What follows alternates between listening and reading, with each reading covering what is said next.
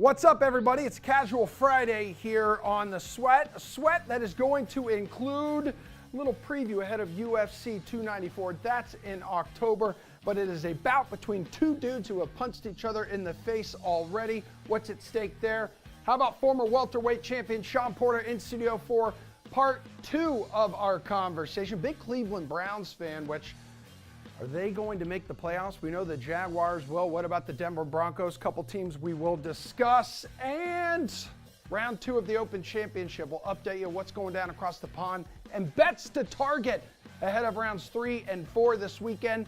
Buckle up, baby. The sweat is here. Hit it, Michael.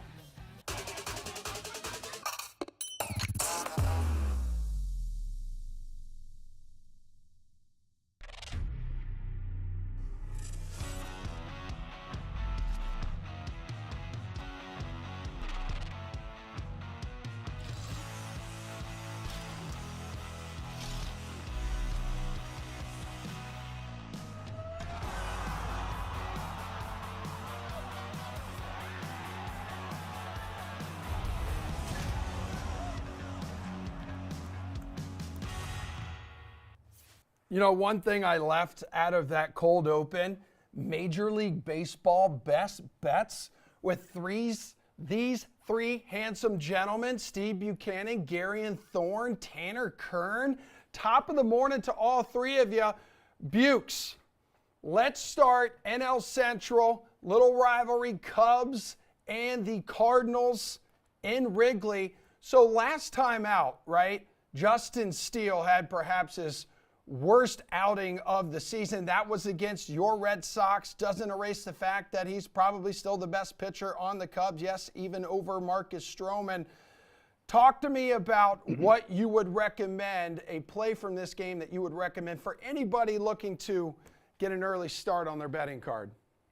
Yeah, I don't really love this game overall, so I kind of dove a little bit deeper here, went into a player prop, more importantly, a pitcher prop here, and go Jack Flaherty over 2.5 walks, getting that at even money this afternoon. Walks have been an issue over the past year or so for Jack Flaherty. Since last season, he has a walks per 9 of 4.9. That spans over 132 and 2/3 innings. And then you have the Cubs. They've been one of the more patient teams in the league. They have the third highest overall walk rate in the league. They walked 5 times against Flaherty earlier this year when he faced him. And then you got Flaherty. He's issued at least 3 walks in 8 of the 18 starts he's made on the year. Cubs have been patient, so give me over 2.5 walks for Jack Flaherty this afternoon at even money. I mean, Gary and Bukes is onto something here. I mean, Flaherty may induce like that weaker than average contact, but outside of those 3 starts in July, he has been pretty weak on the season. I mean, he has definitely struggled with his control. That has been the biggest issue. Although I think he's actually been a little bit better than some people realize since a disastrous month of April. In fact, across his last 10 starts, he has a 3.03 ERA, and that's backed up by a 3.00 FIP. So pretty good, like good enough where he'll probably be traded at this trade deadline and leave it to the Cardinals to finally start winning games right after their GM comes out and says that they're going to be sellers at the deadline. You just can't figure this team out. You really can't figure the Cubs out either, which is why I'll probably just back the Cardinals on the money line at plus 110. These are 2 flawed teams, so give me the underdog. Let's try to make some money. And it's not just Flaherty that's looked better as of late for the Cardinals. They're finally hitting in the month of July. They lead baseball in OPS, in slugging percentage, in WOBA, in WRC+. They've been really good with the bats the last 3 weeks, and it does worry me a little bit that Justin Steele is coming off his worst start of the season and that he's left-handed. This is a lineup designed to crush left-handed pitching, so let's ride with Cardinals money line. Yeah, Cardinals hitters have thrived against lefties, Tanner, but Cubs have matched those impressive numbers against right-handed pitchers in the last month. So I'm going to go against the grain a little bit with that theory. I'm going to go with the Nerfy in this spot for minus 105. I really like it, especially for a Friday day game. Offensive players are they're creatures of routine, right? So having a Friday day game is something that should throw them out of a rhythm a little bit. And Jack Flaherty has been relatively strong over his past few starts. Obviously, there's ups and downs along the way, but on the road, he also has a 3.3 ERA. And then Justin Steele did get roughed up by the Red Sox in his last start. But Boston's a very good offensive team. And Overall, Steele has been fantastic this season. 9-3 with an ERA under 3 and a WHIP right around 1-1. So I like the Nerfy in this spot. Hopefully we can get 6 outs. It is only 6 outs. Cubs offense has been slowing down a little bit, so I think it's a good spot for it. Hey, Gare Bear, let's look at the later games here because I'm counting them up. 14 starting at 6:40 Eastern time or later. Which money line bet is the strongest right now? So I'm just going to keep going back to the Orioles until they let me down. They are plus 130 on the money line tonight. And you can wrap your head around that. Like, the Rays historically, the last decade, I mean, even 15 years, have been one of the best home teams in baseball. They're still 20 games above 500. So to make them the favorites in this spot makes a lot of sense. We can see that line's actually moving now down to plus 120.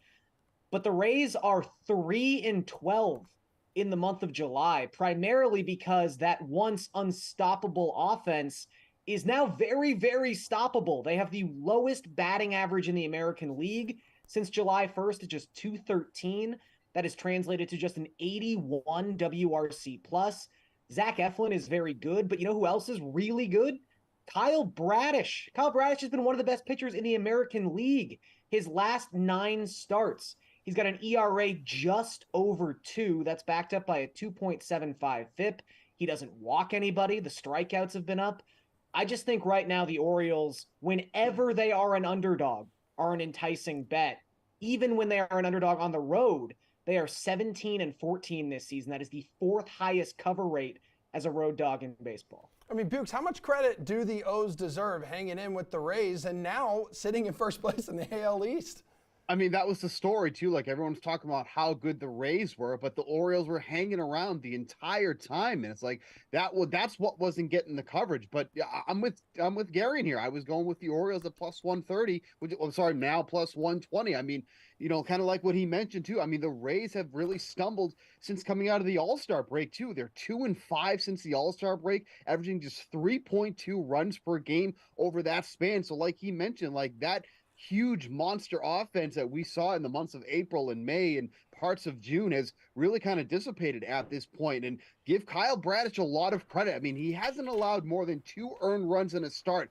You had to go all the way back to June 8th against the Brewers, where he allowed 3 earned runs in that game. So I think this is also a great spot for the Orioles as underdogs here, going up against Zach Eflin, who was roughed up by the Orioles in that first start that he made against them. 4 runs on 7 hits in late May. So I think this is a great spot to back up those underdog Orioles. Tanner, which money line are you going to target here?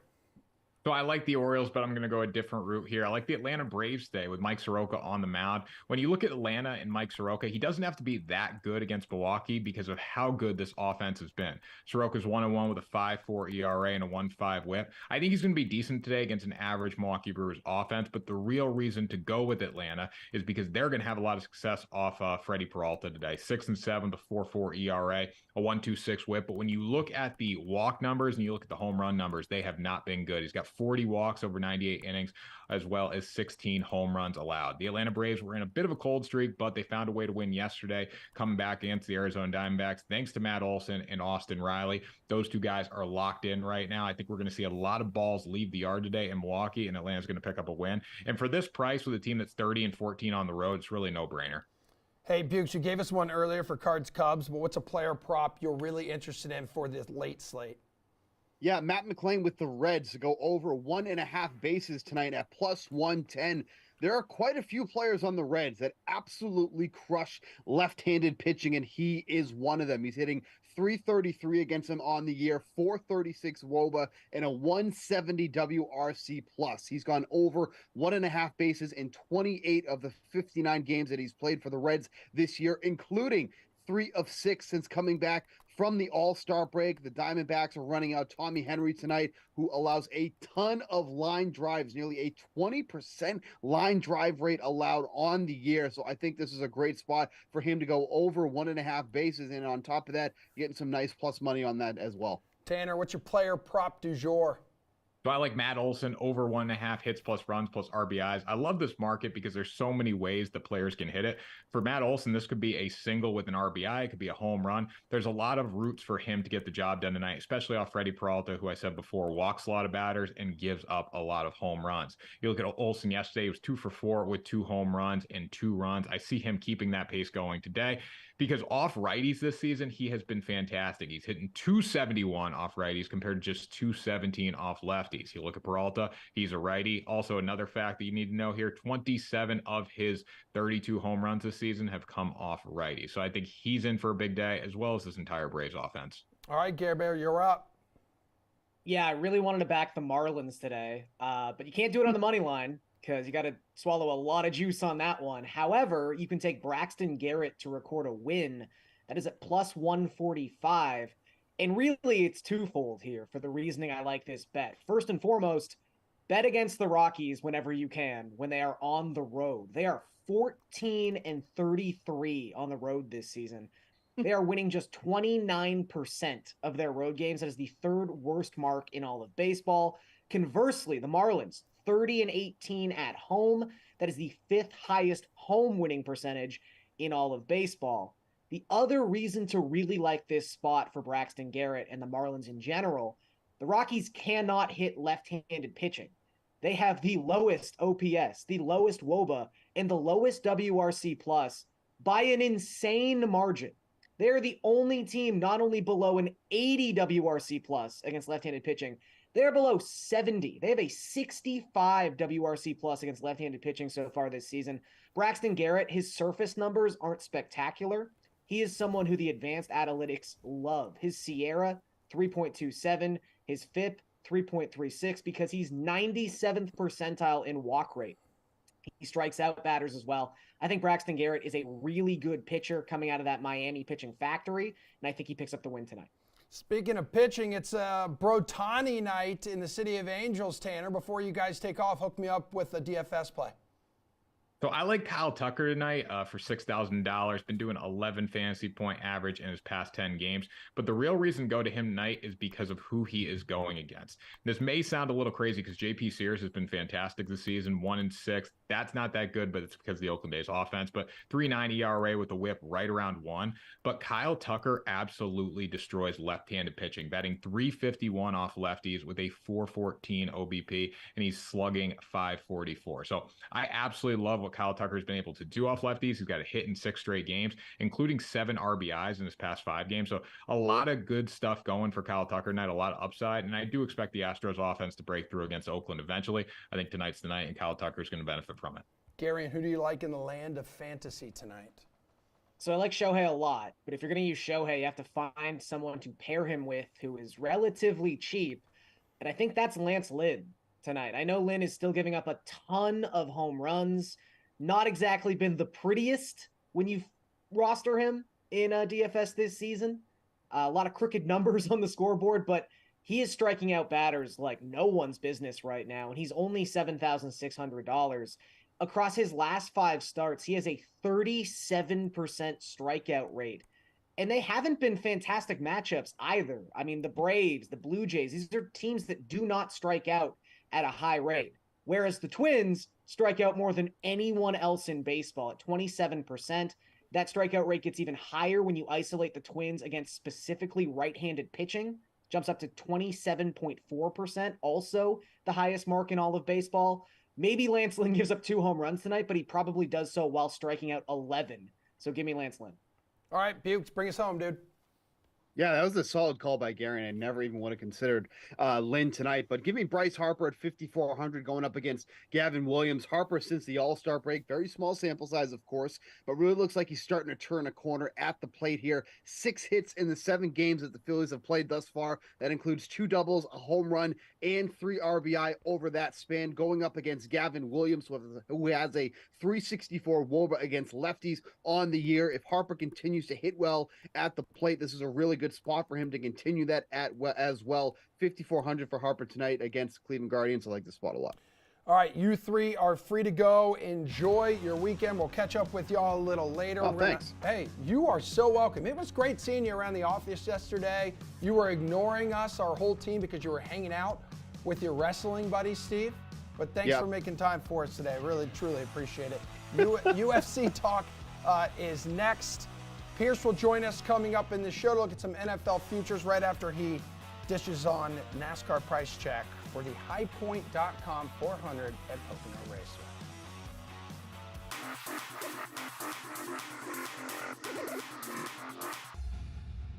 Welcome to the Price Check. I'm Pierce Dietrich. Let's look at the salaries for Pocono, whose salary jumped up this week. Ross Chastain, $8,800 up to $10,000. He almost won this race last season, but then Denny Hamlin wrecked him near the end. Payback is, well, you know how that goes. Tyler Reddick, $8,400 up to $9,200. He was the runner-up at Pocono, driving for RCR last season. Now he's in a Toyota, but the Toyotas have been very fast at Pocono. AJ Allmendinger, $6,700 up to $7,300. Over the last 7 races, he is averaging a 12th place finish. Whose salary dropped this week? Christopher Bell, $11,200 down to $9,400. JGR has won 8 of the last 10 Pocono races. Maybe this is Bell's turn. Eric Almirola, $8,200 down to $7,000. The SHR Ford's good at short tracks. Unlikely they'll be able to compete with JGR and Hendrick at Pocono. Chase Elliott, $10,200 down to $9,600. He won this race last season, but that was because first and second place got DQ'd. But a win is a win. Favorite play of the week, Denny Hamlin, $10,600. The old worn-out surface has returned to Pocono, and Denny Hamlin has returned to victory lane 3 times since 2019. Michael McDowell, $6,000. He's got 3 top 20s in the last 3 at Pocono, and in the last 6 races this season, 5 top 15s. All right, guys, check out DK Network for our DFS information and needs. If you have NASCAR questions, find me on Twitter at Race for the Prize. I'm Pierce Dietrich. Catch me on DK Live.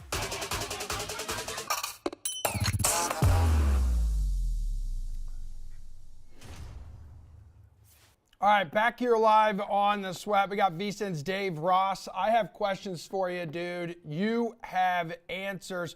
I do want to talk a little bit about some dudes in the future who will be punching and kicking each other in the face. So we got the rematch here. Islam Makhachev, Charles Oliveira. That's set according to UFC president Dana White. They're going to be headlining UFC 294. That's October 21st in Abu Dhabi. The bout's going to be for the UFC lightweight championship that Islam currently holds. Now, before we dive into this weekend, you can see some of their numbers on your screen right now. Makhachev has already opened as a 305 favorite in the second go-around with Oliveira. How pumped up should MMA fans be about this rematch? I can tell you're fired up for it. Oh, yeah, Emerson, you got to. I mean, look, when you get 2 Bronx going back in there, asking to fight the guy nobody wants to fight, Islam Makhachev in October in Abu Dhabi, you know, my eyes lit up. I thought, wow, Dana White had a pretty good 48 hours of fight announcements on the heels of losing Francis Ngannou to Tyson Fury in boxing. So then you hear this, you go, okay, wow, we're going to finally get the rematch. Emerson, the only issue that I have here, and you saw that, you know, right now we're looking at Makhachev over a $3 betting favorite in this rematch. It's not so much will Oliveira be able to make this more competitive the second time around. I think he would because he really wants this rematch. The problem is, he said before the fight announcement that he was injured and he wouldn't be ready for October.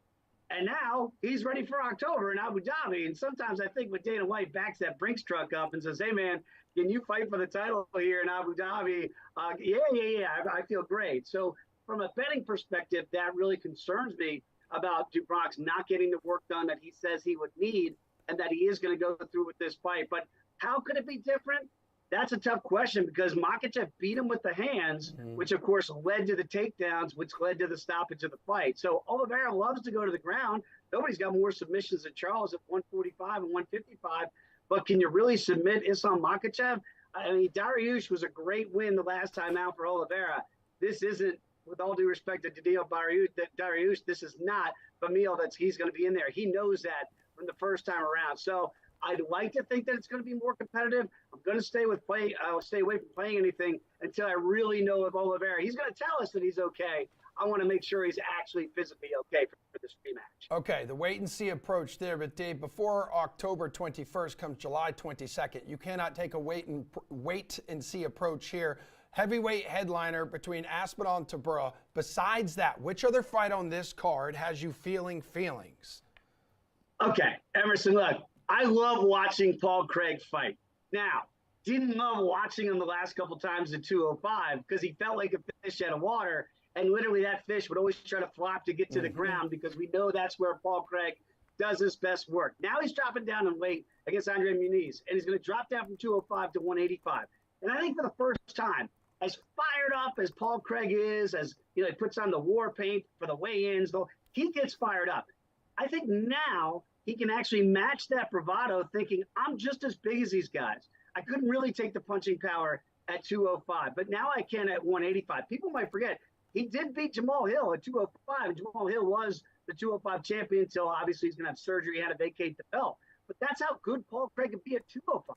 Now he comes down to 185. If he can take the punching power of Muniz, if he can stand there and trade a little bit to get the fight down to the ground, like Makhachev did to Oliveira the first time around, I think he's really live at plus $1.80, plus $1.85. I'm going to back Paul Craig to see what he really looks like at 185, a bigger version of Paul Craig. Bigger, beefier, we love that. Which live dogs on this UFC Fight Night card could be worth a look right now? Besides Paul Craig, and I am looking in, I do look at Davey Boy Grant a little bit here, and I wonder if Davey Boy can get back on his winning ways. We see him out here in Las Vegas. He's a small dog in this fight, but again, you get that European flavor. The fight is in England. I think he's going to be rejuvenated by that. It's hard to get some of those fan favorites out if it hits the cards, if you're picking up what I'm putting down. Sometimes the judges get affected by that too. In a fight that I think has a chance to go all three, give me Davey Boy Grant at plus money. All right, let's go back to the main event here before you take off. Tom Aspinall fighting in his home country. So he's returning to this O2 Arena 364 days, right after he suffered that nasty knee injury in his last main event. So he's taking on Marcin Tybura of Poland, where Polish sausage comes from. Aspinall listed as a minus 475 favorite here, DR. What's your betting approach? All right, Emerson, I'm not laying 425, okay? Because here's the concern for me. Yes, it's been exactly a year, as you mentioned here, an awful injury against Curtis Blades. When he's right, Tom Aspinall feels like he should be able to roll through Marcin Tybura. The problem is nobody rolls through Marcin Tybura. So what I look for here, the angle and the way I'm going to play this fight is I'm going to play the over 1.5 rounds here at plus money, plus $1.40 at DK. So I look at this, Emerson, I go, will Aspinall come out with the fire and fury that he normally does? I don't know. I think he might be a little bit more cautious, make sure his body is right, and that's fine by Tybura, who doesn't want to necessarily get blitzed. And I don't look for Marcin to try to blitz Aspinall, even though he's going to have some octagon rust being out there for a year. So I think this is a fight that gets over 7.5 minutes for 1.5 prop over in a potential 5-round fight. I don't think we're going to hit the cards in this one. I think eventually Aspinall will get it done, but I'm going to take the curious approach and wait a little bit on this fight to go a little bit longer and a little bit of respect for Tybura that he doesn't get run right out of that gym. I'm playing the over 1.5 rounds. You know what they say, Saturday night's all right for fighting, Dave. Thanks, brother. Elton John said that. He's not a fighter. I know, but he is from this neck of the woods. Well, they will be That's battling tomorrow night. Thanks, Dave. Appreciate you, dude. Because we got to take a break right now. Coming up next, we're going to continue our look at some of the top NFL futures on the board as training camp season's here. The Browns, a playoff team. Former welterweight boxing champ Sean Porter has no idea, and he's a Cleveland guy, although he can tell us what he thinks about the current state of boxing. Here's part 2 of my conversation with Showtime. How would you describe the current state of boxing? Because some folks say it's dead, then you get big fights like Nate Diaz, Jake Paul. I mean, others point to the sport kind of closing out what could be one of its strongest years in like a decade, right? Well, again, like you look at Jake Paul and you look at the audience that he has, and you say, man, we can use that audience. Yes. We could bring that audience to the sport. Okay, in my opinion, boxing is not truly doing that. But then you got some young guys who are able to translate to the young audience. And obviously, we know this about any and everything. If you got the young audience, you got the big audience, For you sure. know? So we got young guys like Gervonta Davis, Ryan Garcia. That fight just happened. You got Shakur Stevenson out there, Devin Haney out there. It's one weight class, to be honest with you. It's 135 right now, which is kind of moving the sport into its new era.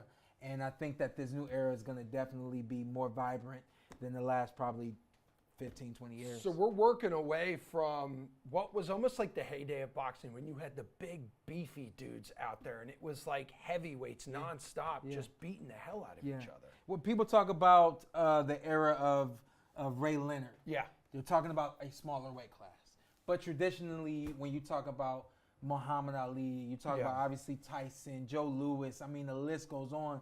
Historically, boxing was built around the heavyweight division. I think after you have Mike Tyson go away and maybe you have a Lennox Lewis era, but then after that, it kind of boxing transitions to a lighter weight, the welterweight division, back to what it was when Ray Leonard, Hearns, all of those guys were really in their heyday.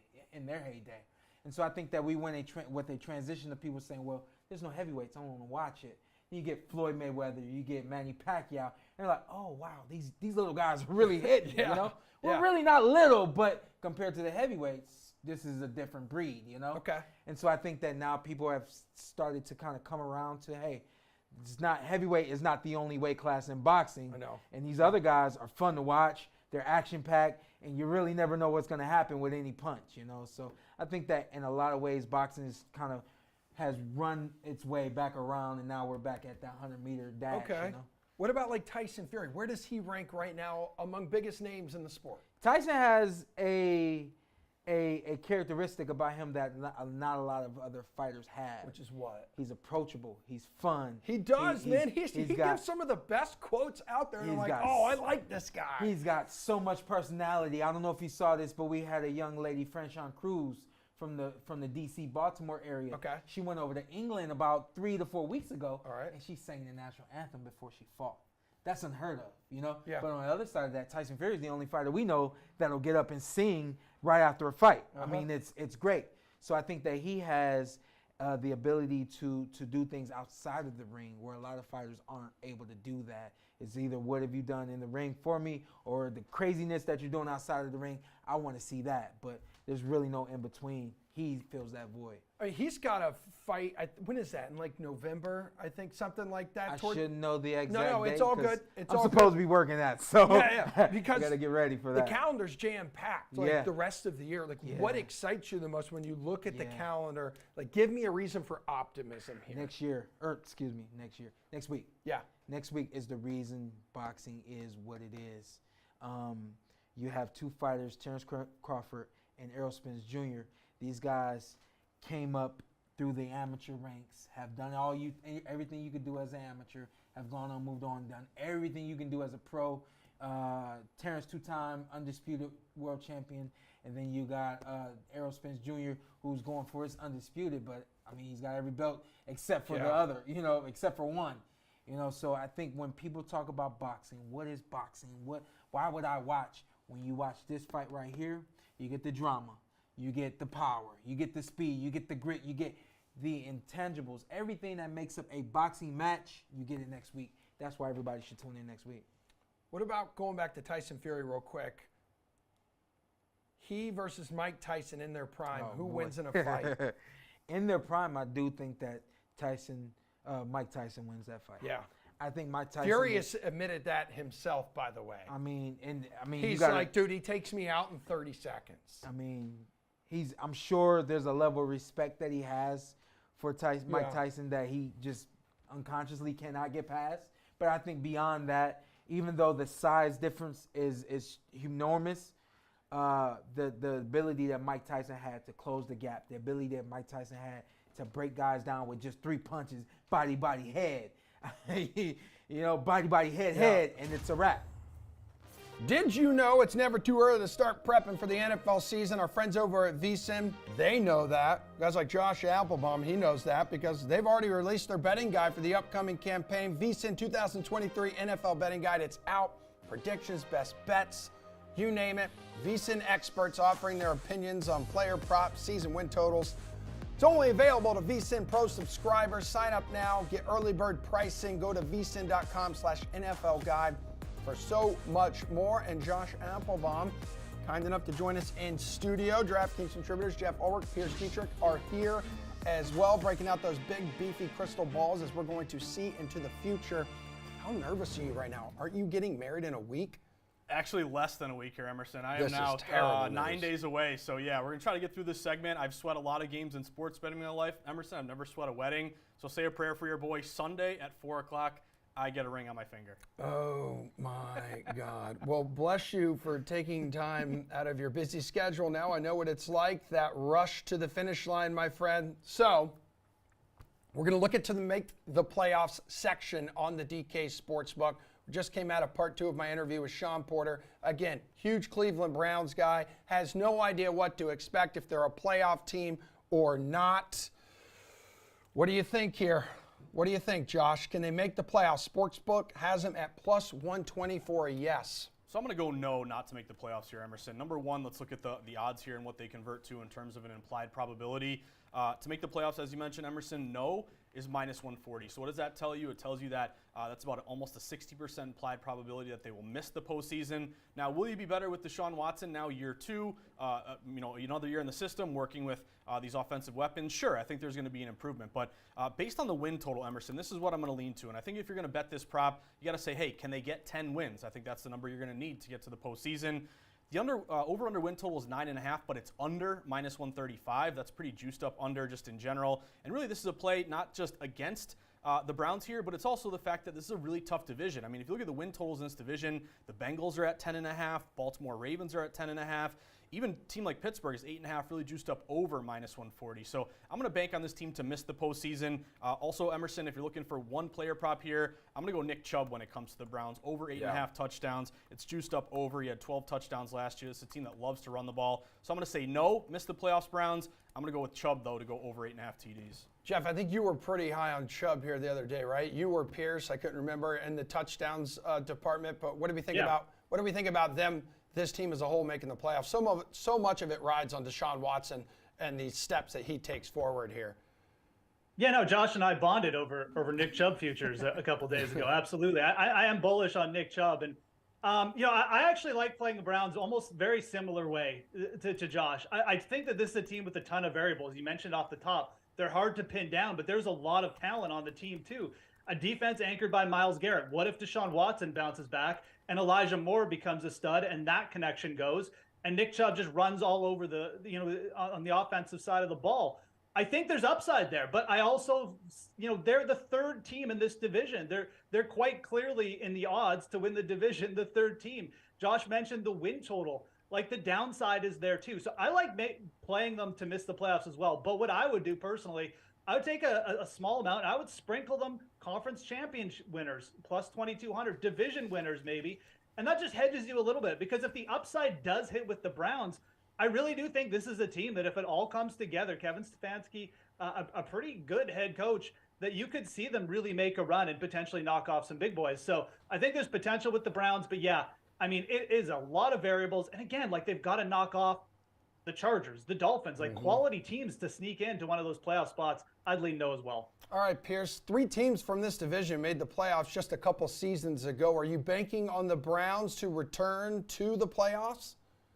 Browns aren't going to sneak in. They'll just get in based on the talent. There's 2 conversations, and we all agree that they have the weapons and they have the players and the pieces in position.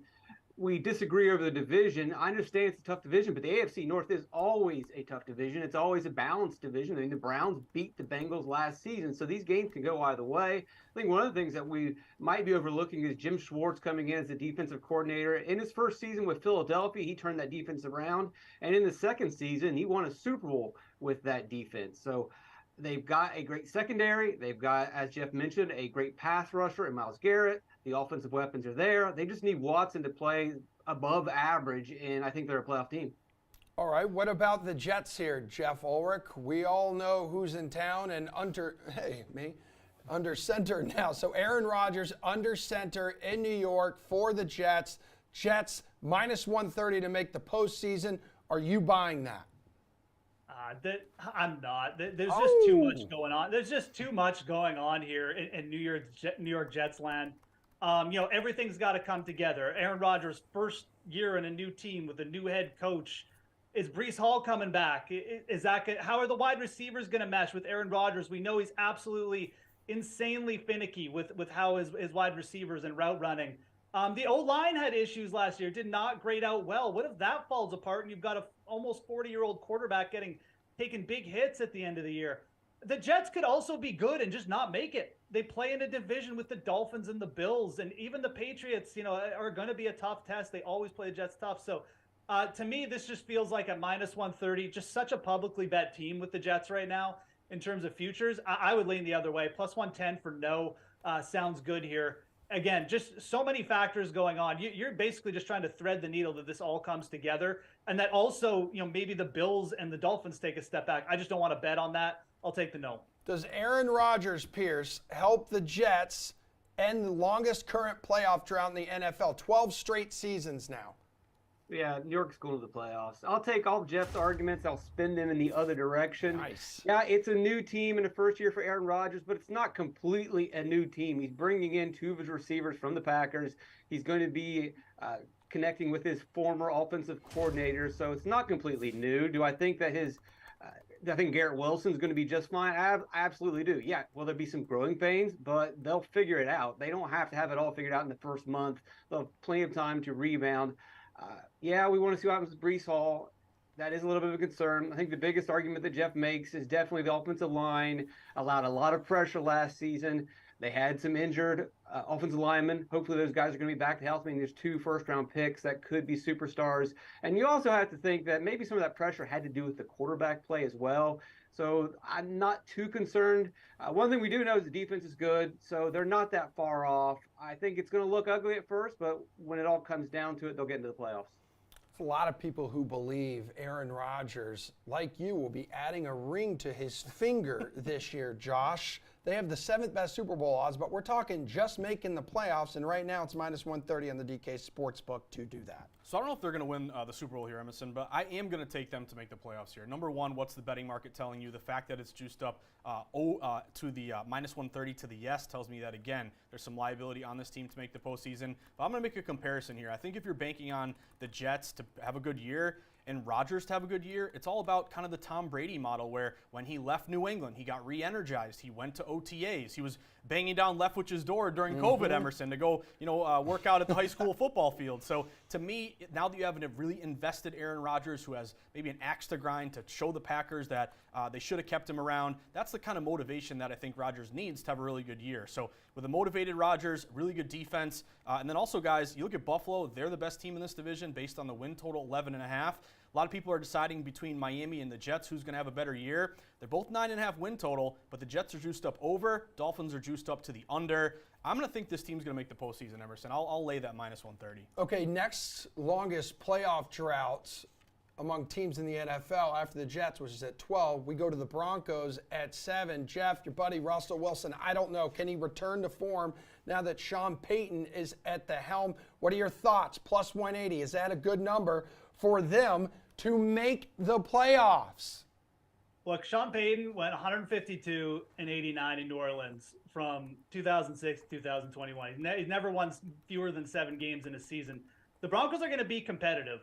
Do I want to bet them just to make the playoffs? No, I'm not going to do that. I would just stay off this bet altogether. I don't think that there's also any point in betting them to miss the playoffs, but I do think that there's upside here. So I'd probably be looking to bet them similarly to the Browns, where maybe take a shot with the division win. I mean, if this team comes together, I think that the upside is there. They still have a very good top 10 defense. They've added a receiver in Marvin Mims. It's just, I mean, again, like it's a very, very competitive conference, obviously. And we're talking about knocking off the Chargers, knocking off potentially a team like the Dolphins. And then we just talked about the Jets potentially sneaking in and the Browns. So I'm not really going to play the Broncos necessarily on either side. If anything, I'd probably no. But I do think there's some upside here. I do think the Broncos are going to be competitive. And I would look to them, again, just as a potential dark horse in the division winner realm. Again, we were talking about them winning the division last year. Now they're +550. That's where I would lean. Pierce, let's think back to the last time the Broncos made the playoffs. They were just rolling with Peyton Manning limping his way to the finish line there, powered by an all-time defense, right? And a lot of offensive game management thrown in for good measure. Can they do something similar this season? Now, can Sean Payton fix Russell Wilson? What you got to do is read between the lines with what Jeff said. I think he says they're going to be competitive. That is the subtlest insult that you can give a team. They might be competitive, but they're going to lose games and not make the playoffs. Sean Payton not going to turn this team around in 1 year. Now, when he took over, he had a great record in New Orleans, and he inherited a great team, and he did a good job of building that team year after year. Next year, they'll be better. The year after that, they'll be better. But this is a team that's changed coaches every year for 10 years. you're not just going to magically fix this by bringing in one guy and an old quarterback and some overrated receivers. Next year, talk to me about the Broncos. All right, what would you bet here, Josh? Because it does seem like you look at the roster and Peyton has pieces on offense that could help take pressure off Wilson. Yeah, to me, it's either a no or nothing here, Emerson. I think this is based upon your judgment as a bettor and how risk-averse you are. Like laying a minus 215 on a futures bet, that's a little expensive to me to tie up your bankroll for such a long time. But also that minus 215 equates to almost a 70% implied probability. So, we can have opinions on these teams thinking they'll do well or not. And again, the market isn't always right, but usually it is. And the fact that this is so expensive to the no tells me that they're expecting this team not to make the postseason. And I'll just give you one prop here, guys. Jerry Jeudy, over 875.5 receiving yards. It's really juiced up minus 130. He had 972 last year with Wilson, who had a really bad year. I think Peyton gets the most out of Jerry Jeudy. I'd look toward a player prop there with Jeudy. Pierce, before you became a Seahawks stan, you were riding the Lions bandwagon. Even when they only had like 1 win and 15 losses, they were still basically, a 500 football team in your words. So they did fail to make the playoffs last year. Everyone loved how they played spoiler, though, knocking the Packers out with that victory. How much do you believe they will continue to improve and crack the postseason this year? DK Sportsbook has them at minus 165 to make it in. I believe they're the favorite to win that division. Yeah, well, I'm contractually obligated to support the Lions after my basically 500. Look, in defense, against the spread in 2021, they were amazing. They were a good team. They kept games close. And then you saw them take the next step last year. The offense is solid. Now, we got to see what's going to happen with the rookie running back, but they're bringing in some wide receivers. Maybe the Jameson is going to be halfway decent if he can get on the field. Who knows with Denzel Mims? But you've got to be excited about the offensive line, and a lot of it is a great offensive. I'm not big on golf, but the line is good, and that helps them pass, move the ball. That's exciting. Defense is still terrible. They're going to be fun to watch. I think they're going to win enough shootouts that they can slide into the playoffs. All right, what's the move here, Josh? I think you can play the Lions in a bunch of different ways, Emerson. I'll take them to make the playoffs minus 165. I'll bet them over 9.5 wins at minus 120, and I'll bet them plus 140 to win this division. What's the biggest advantage, Emerson? No more Aaron Rodgers to worry about. Justin Fields might be a good player, but he's still young. Obviously, what are you going to get out of Kirk Cousins and the Vikings? To me, this is a team that each year has gotten better under Dan Campbell, and it's all about, Campbell, is he the smartest X's and O's guy? Maybe, maybe not, but he's a motivator, and he went from 3-13-1 to 9-8. This team is on an upward trajectory. Goff looks pretty good. I'm going to back the Lions in a bunch of different ways this fall. Man, with Amon-Ra St. Brown, Jeff at wide receiver, who I know you're high on as well, these dudes make the playoffs?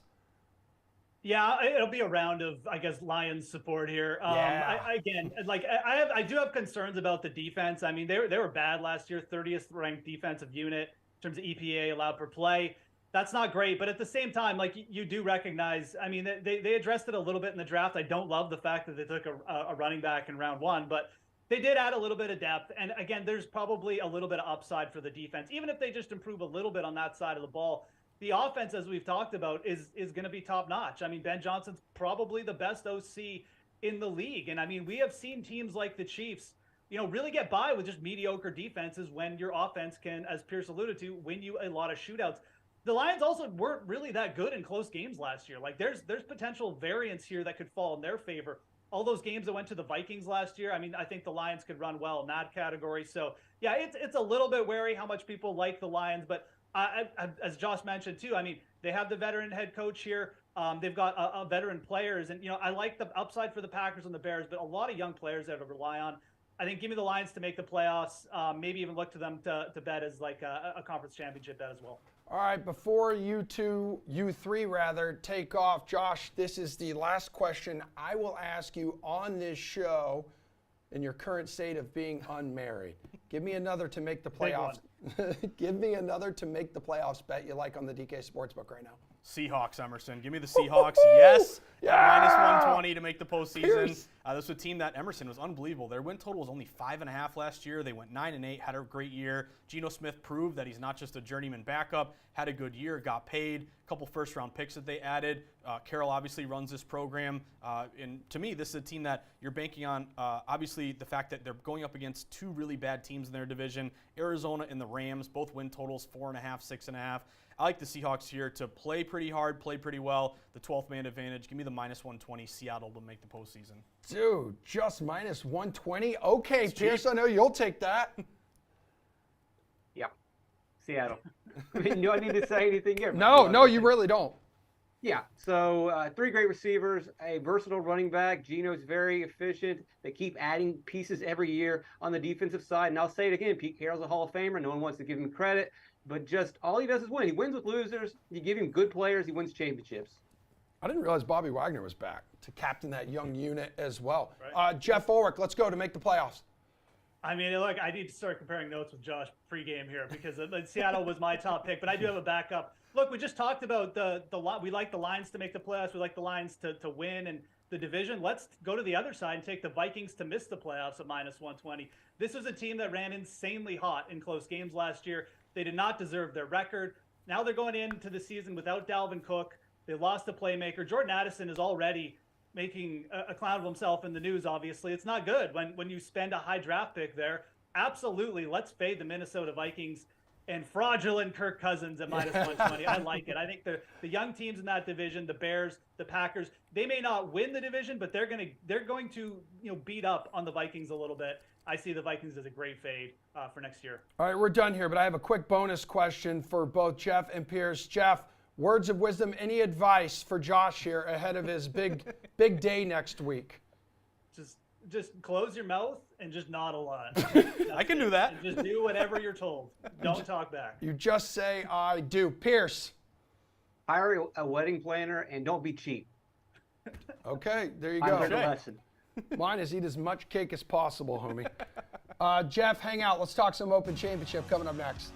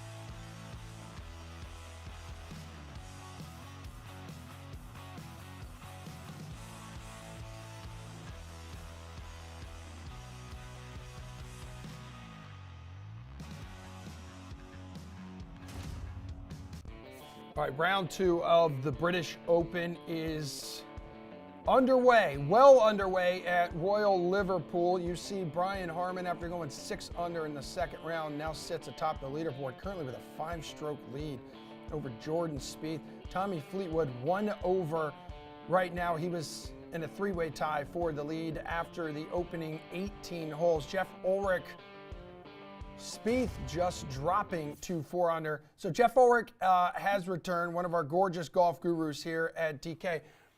I'm going to say it. I think one of my biggest takeaways are some of the big dogs really struggling through a couple rounds. I saw Hatton hit like 5 balls off the 18th tee. There has been some wild storylines in this one. Your biggest takeaway right now is what? Yeah, the course is just playing. It's pretty much exactly how I thought it was. It's just really quirky, and the bunkers are giving guys a ton of trouble. The internal OB, guys, it's like a little magnet out there. And again, the TPC Sawgrass comparison. I mean, it's just, the blow up numbers are there on Royal Liverpool. It's actually making for some interesting viewing. It's definitely frustrating the players, and it's probably frustrating if your player is hitting it into the internal OB. But at the same time, like, the course is really getting to these players. And I think that, again, it's non-traditional, but and we've got a non-traditional leader as a result, a guy in Brian Harman who's an extremely good putter, saving himself pars, an extremely good short game as well, able to just finesse his way around this course right now. He's also, can be accurate off the tee, and he's not taking a ton of chances, similar to what Tiger Woods did here in 2006. So Brian Harman, definitely, I think a product of the course right now. And I think that the course is just going to keep playing that way, potentially even tougher with the wind getting up maybe a little bit on Saturday. I mean, I'm looking at like Phil Mickelson, who's had a good showing through a lot of these majors. Many of these live guys had +9. He's going to miss the cut. Justin Thomas, don't know what the hell's going on with him, but he's broken. Who saw John Daly having a better finish than Dustin Johnson, for crying out loud? This course is chewing people up. Right now, Jeff, how nervous are we with Tommy Fleetwood? Good opening start yesterday. Again, three-way tied for first at 5 under. But right now, already down a shot and back down to 4 under. This is all about, look, no one's going to catch Brian Harman today. This is all about keeping yourself within spitting distance. Okay. And right now, I'd say even the guys at -2, it sounds like 8 shots. You're like, you're crazy, man. It's not within distance, but so much can happen on this course. And we've got a leader in Brian Harman who, he actually was in contention at the U.S. Open. I think it was back in 2017, Aaron Hills. But at the same time, he's not a major championship winner. He's won twice on the PGA, but he's not a guy who's used to being in a big lead in a major. Like, there's a lot of pressure coming his way. There's wind coming up. This course handing out triples, faster than, you hand out hot dog recommendations on this show. So you just got to stay within it. If Tommy can just grind out even just like a 1 over, he's going to be there on the weekend. I think even just looking to the live odds right now, he's drifted back to +1,000. Yeah. It's actually kind of an interesting bet. I think those are pretty fair. I mean, again, I do not have a problem taking on Brian Harman over the weekend here on this course, even if it means I got to take a guy 6 strokes back. So right now, the name of the game is staying within it. We've got one guy out in front, but again, real volatile course, and a guy who's just not used to being in that position. Yeah, and you know who is very good at making these runs, especially in majors? A guy like Brooks Koepka, 1 under through 8 holes right now. So he's at 2 under on the tournament, currently T7. So that's 8 behind Harman. Live outright odds, +1,400, now +1,600 on the DK Sportsbook. Anyone near the top of the board right now who you'd hop on? So, I mentioned the Fleetwood number, and again, I'm not anticipating Tommy Fleetwood necessarily just drifting away. I just think we've seen his upside in majors where if he just stays within distance, he is capable of pounding out like a 64 on Sunday or potentially making a big move on Saturday. I don't hate that number. The other guy I would really look to here, again, he's just been going under the radar all week, Hideki Matsuyama. Yes. You just mentioned Brooks Koepka. They're at the same number. Koepka is +1,400. Hideki is +3,000. You can also get +180 on Hideki Matsuyama, live top 10 bet right now. He's striking it well. He's not going to get you in a ton of trouble. Hideki's very good at target golf. He's played well at TPC Sawgrass, events like that before. I really like those odds. This is a player who, again, was striking it really well coming in. He had that one hiccup in Detroit, which caused his odds to just inflate, but he's available at good odds right now. That's another player I'd really be looking towards.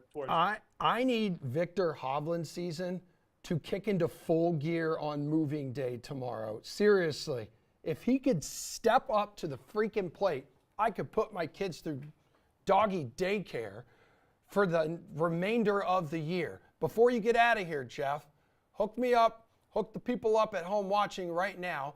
Recommendations on how to approach betting the rest of this tournament, whether it's live now or looking ahead Saturday, Sunday, outright top 5, top 10, whatever it is. Look, the one thing I threw out on Twitter is get a couple units ready for Saturday, because guys going out early potentially will be able to make moves. I mean, we're seeing that the conditions in the afternoon getting a little tougher today. That's probably going to stretch into tomorrow where the wind's going to get up even more. The early starters here are going to have a chance to potentially post a low round, just like Robert McIntyre did in Scotland last week. So you bring up Victor Hovland. I mean, it sounds crazy. He's at even. He's 10 strokes back. He goes out and shoots 5-6 under. Harman shoots 2 over. Okay, now we're like 1-2 strokes back going into the final round here. Absolutely, I think Victor Hovland you could look towards at plus 5,000. But again, like you can really start firing some now. I already mentioned Hideki, but I think Victor Hovland is another guy you could potentially look towards. He's now plus 220 for a top 10. You know, the guys are starting to fall off here. So I would kind of put the line here around even par. I don't think I'd want to go any further back than that. Hovland certainly sticks out. Hideki sticks out. And again, like you just monitor what Fleetwood's doing here, because I think the plus 1,000 is extremely fair. If he gets in the clubhouse, even at -4, there's just going to be a lot of movement. So target, see how things work out. You can maybe jump on guys now, but at the end of the round, like I would really look towards a couple earlier starters, guys in that Hovland -1 range, and look to take a couple shots. Okay, thank you, Jeff Ulrich. Anyone else who has questions about their betting approach to the British Open the rest of the weekend, find Jeff on the Fantasy Grind, at the Fantasy Grind on Twitter. Thanks, dude. Everybody got a 3-game Madden slate kicking off here at high noon. Stick around for that, and we will see everybody back here next week. Adios.